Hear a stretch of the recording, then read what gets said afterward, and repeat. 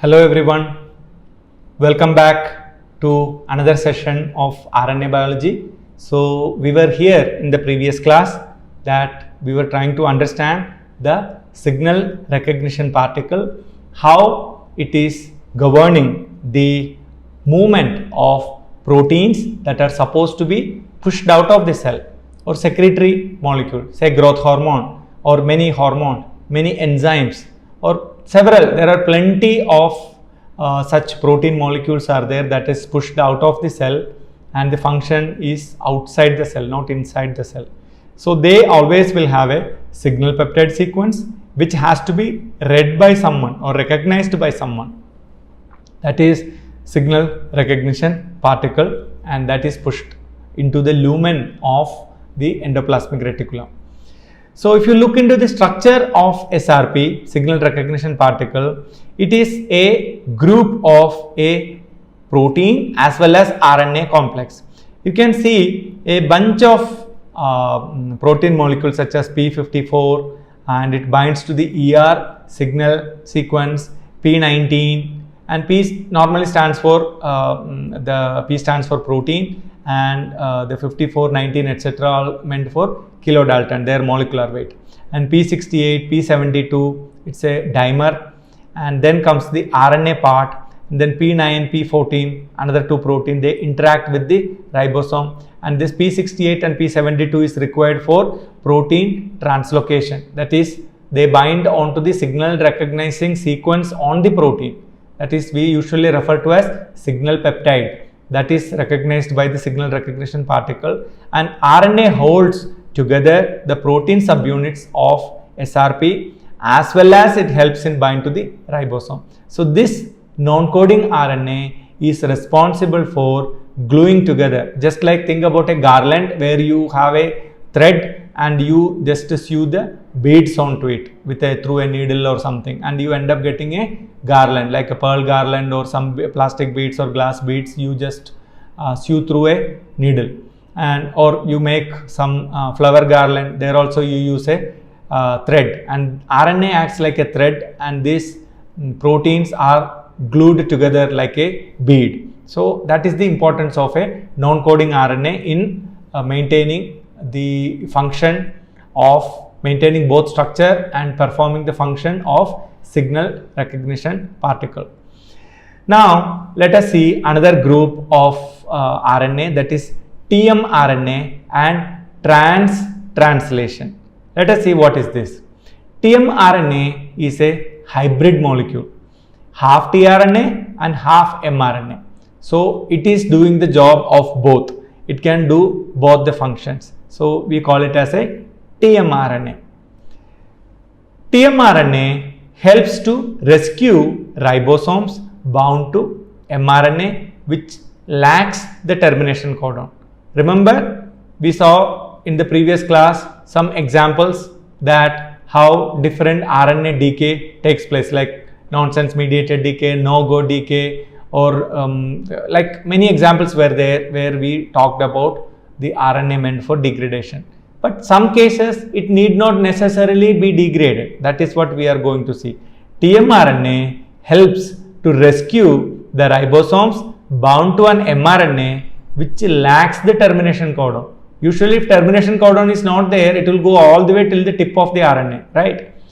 And we saw example where it is meant for degradation, but it need not happen so always. There can be some exceptions, and if a tmRNA is available, it can be rescued. In addition, the tmRNA adds a degradation signal to the nascent protein.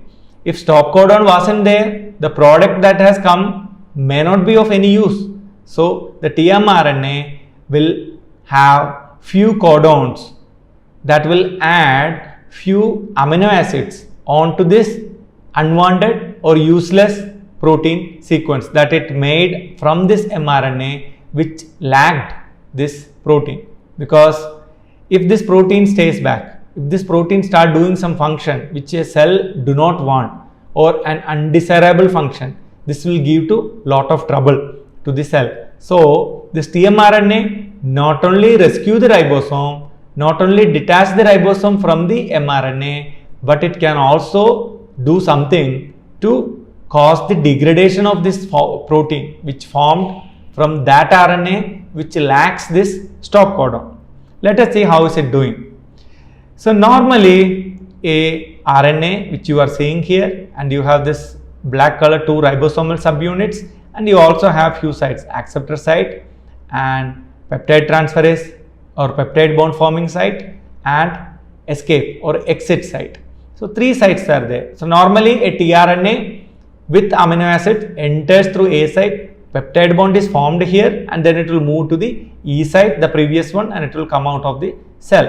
So any given time the peptide site, the P site, will have the entire stretch of amino acid that is grown, because earlier this peptide was with this RNA, this tRNA, but this tRNA jumped to this position while throwing the already existing, until here only this tRNA had. So this amino acid was carried by this tRNA when it entered through the A site.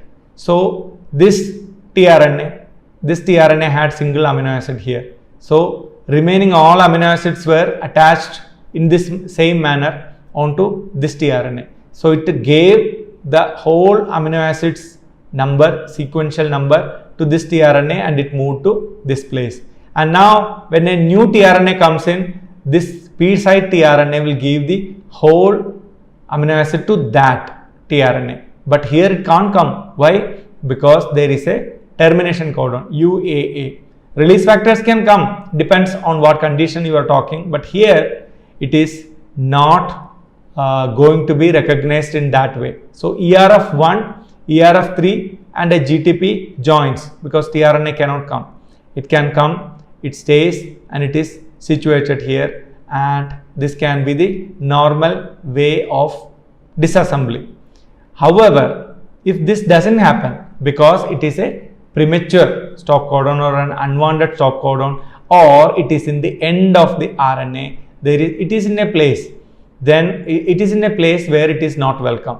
So what happened? ERF1 and ERF3 and GTP do not come here, and that mechanism is not going to act. That situation, what happened?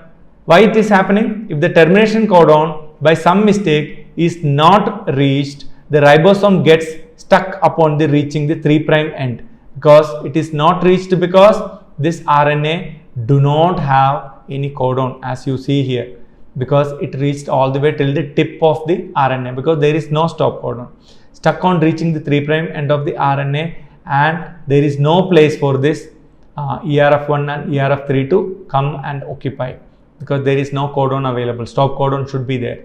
So they are stuck like this. It is stuck with a peptide attached onto it. Since the stop codon is not reached, because it reached till the tip but no stop codon is reached, the newly made protein is probably wrong and needs to be degraded. So two things has to be done now. One is rescue the ribosome so that it can be used for another round of protein expression from some other RNA, and this protein has to be marked for degradation. So here comes the importance of the tmRNA. What it will do? It is having a alanine and a small stretch it can code for. We will see that in detail.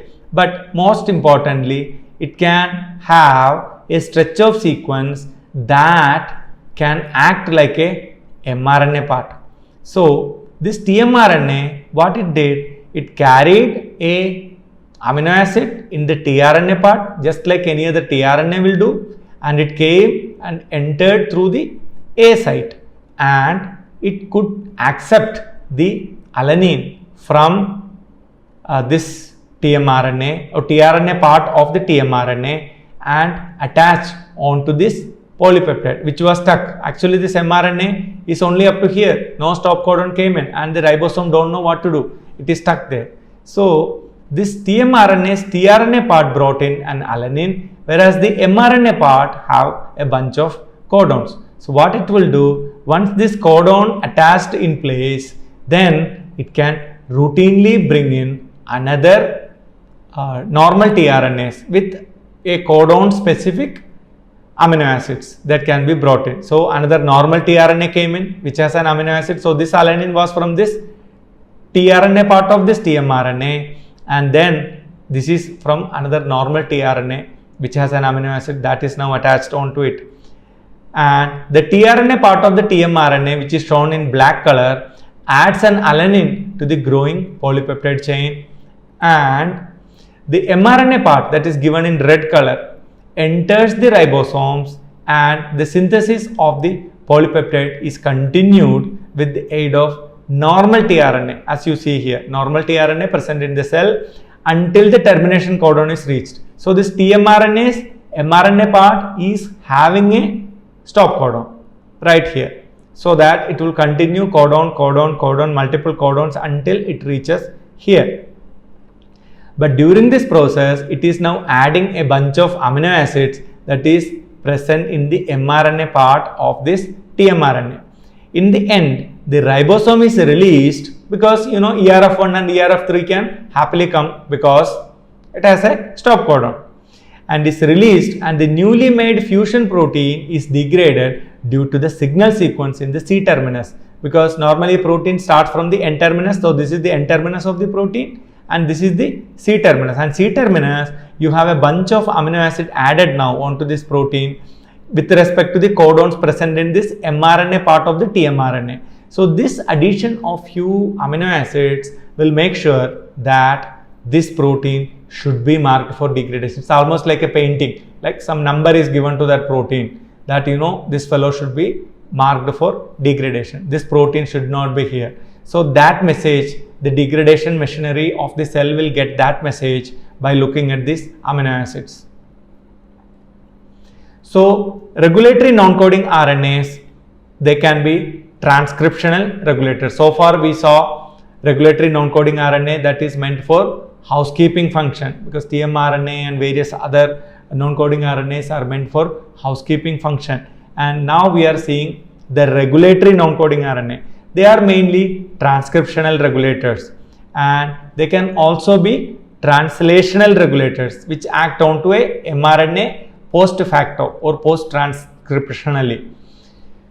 So they are modulators of protein function. They can also influence the functionality of a protein. You may have heard how a phosphorylation affects the protein's folding structure, etc. Like that, association with a regulatory non-coding RNA also can influence. We saw in signal recognition particle how an RNA is holding together a bunch of other proteins. Like that, association of a regulatory non-coding RNA can influence or modulate the function of a protein itself.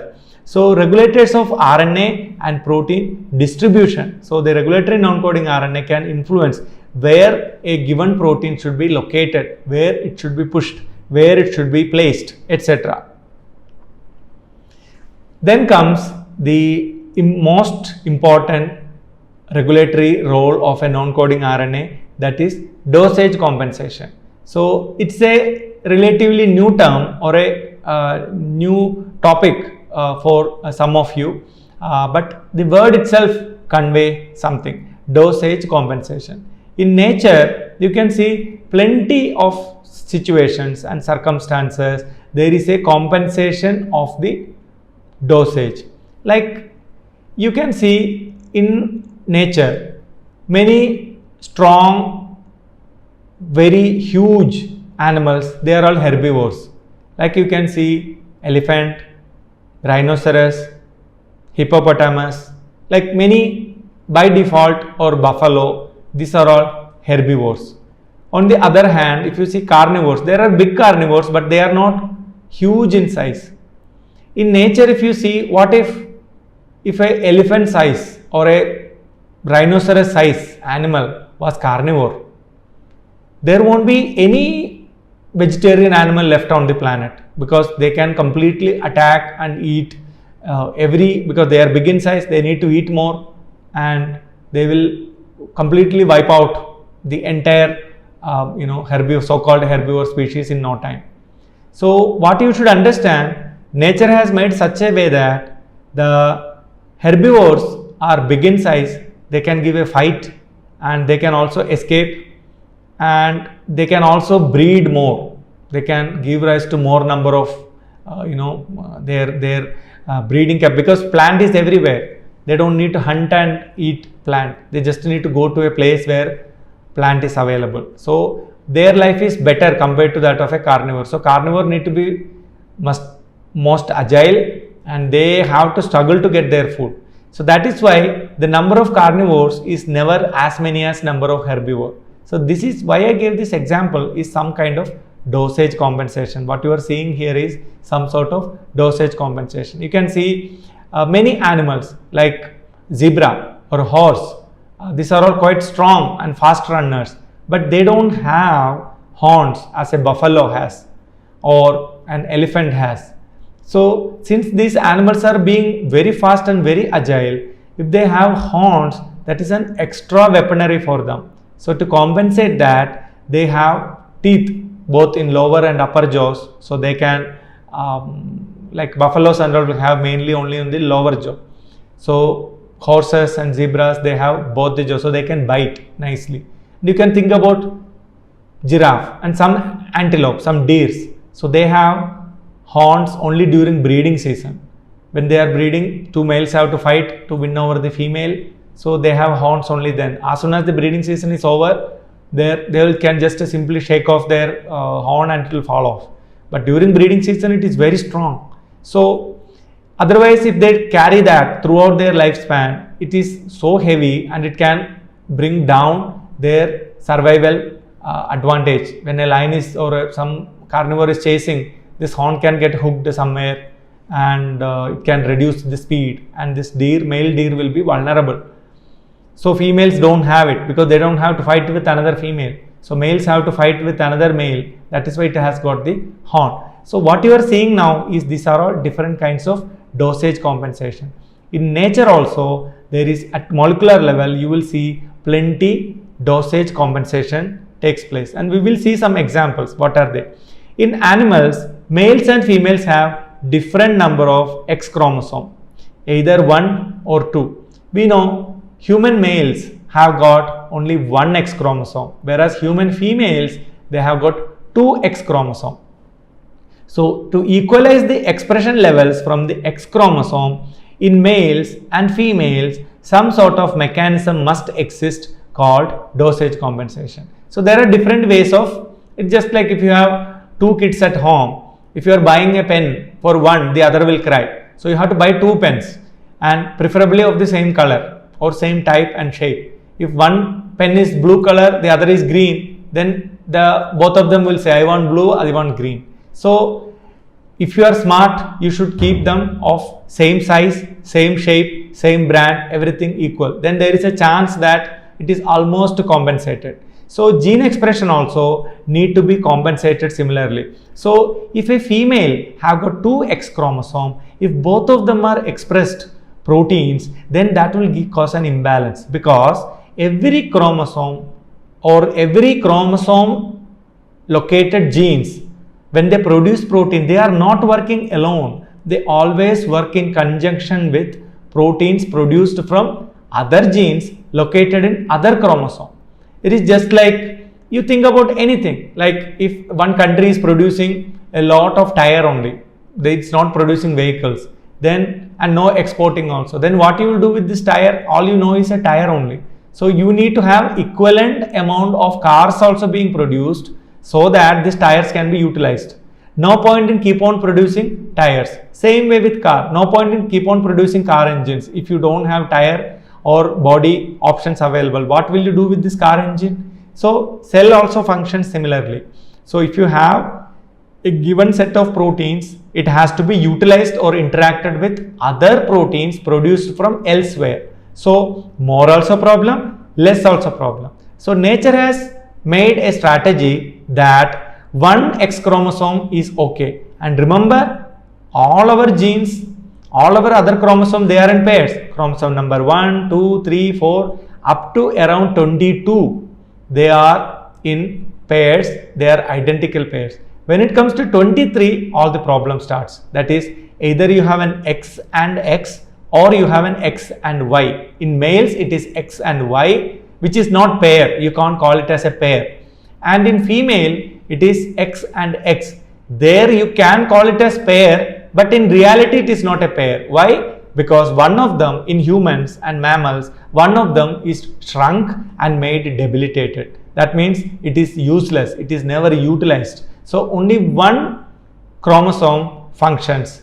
And in human male, the Y chromosome is there that contains a very few number of genes that is meant for maintaining the maleness. Like I told you in one of the earlier classes, that human body pattern is going to be feminine. To become a female body, you don't need to do anything. To become male body, you need to have lots of genes, especially the SRY, sex determinant region of the Y chromosome, that is called SRY, which is constantly fighting against becoming body a feminine body. The people who don't have SRY genes or who don't have proper functioning of their male hormones, they will look exactly like female. You can't distinguish. They may not have the reproductive organs like ovary, etc., but they have all the body features of a female. You can't distinguish whether that person is a male or a female unless you do chromosome preparation. So SRY gene is present in the Y chromosome, and that is the major gene, that major contribution of the Y chromosome in human males. So technically in humans and other mammals, only one X chromosome is representing the 23rd chromosome. There is no pairing actually exists. So males Y chromosome is well justified to prevent the body becoming feminine, and whereas in female, the body anyways is female, so you don't need to struggle to make it a feminine body. So the X chromosome will doing lots of housekeeping function as in the case of a male X chromosome. So this is a strategy done in mammals. So this is what is called dosage compensation. So there are different ways of dosage compensation. Mammals, C. elegans and Drosophila. Let us see how is it done. In the case of mammals, males have X and Y, whereas females have got X and X. So mammals resort to inactivation. In males, no inactivation because only one X is there. In females, there are two X, one of them is inactivated, that is given in red in color. So it is inactivated, and net result in the individual cells, you have only one X chromosome. In C. elegans, males have got X and no, empty. O means not a chromosome, it is empty. No homologue or no pairing, nothing in the place of Y. Whereas there is no females in C. elegans, they are called hermaphrodites. They have got both male and female body parts. So that is why this symbol is given, not a typical female symbol. Female and male combined, they have both X and X, and they have two X, two chromosome, but they are not inactivating it. What they are doing, they are reducing the expression of both the chromosome. So it became smaller X. That means they are repressed. So it's almost like, you are cutting off a portion of it, not physical cutting, but you made sure that its strength is diluted. It is just like if you have more people to have one dish, or so at home, or any place, what they do is when you have more visitors, they pour some water into the chai, or you pour some water into the milk so that you will get more. It's a kind of dilution effect. So technically you don't have more milk, but it appears like you have more milk. So 1 liter milk can be made into 2 liter milk without buying extra 1 more liter milk by adding 1 liter of water. But in quality, is it 2 liter milk? No. But in reality, is it 2 liter milk? Yes. Qualitatively it is low, but technically it is dilute, but you can fulfill. And same kind of dilution will happen, that is called gene repression. Dilution will happen onto this X chromosome. That is why it is shown in smaller color, smaller size. Red color and blue color is maintained. So in Drosophila, same system is there. Male have got X and Y, female have got X and X, similar to that of mammals. But they do a different strategy. What they do is, both the females, both the X chromosomes are working as it is. There is no repression or nothing is happening. Then how do you match it? Because the male X chromosome is made hyperactive now. So male X chromosome is boosted up. That is why given a bigger X shape here. So now male X chromosome is super strong, and male X chromosome can do the job of both the regular 2X chromosome. It is just like if you have like normally in labor department and all, or many like in many multinational company or even many countries, like if you want to make a huge ship or you want to make a rocket, you normally refer to as how many man hours. So 1 man hour, say one day you will work 8 hours.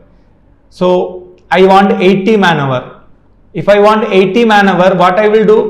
I can make one fellow work for 80 days, or I can employ 10 people in one day.